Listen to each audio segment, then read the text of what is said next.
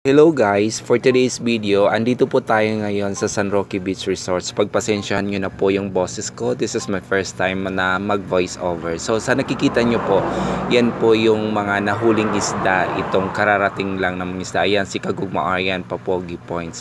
So titingnan po natin yung kanilang mga nahuli. So lumipat po tayo dito sa may kubo ka dahil nga sa sobrang init po dun sa may dalampasigan, dun sa may tabing dagat.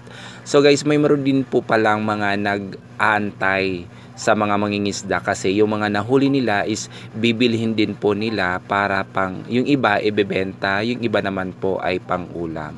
So makikita nyo po may mga bata dyan. Yung mga bata na yan po daw yung mga tumutulong sa mga mangingisda para mag-ahon ng bangka. So ang binibigyan po sila ng isda na so iniipon nila yon tapos inuuwi po sa kanilang pamilya para pang ulam.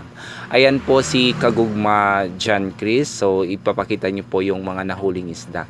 So bibili din po tayo niyan para pang ihaw, para may makain po tayo sa pananghalian. Ayan po guys. So yan lang po, maraming salamat.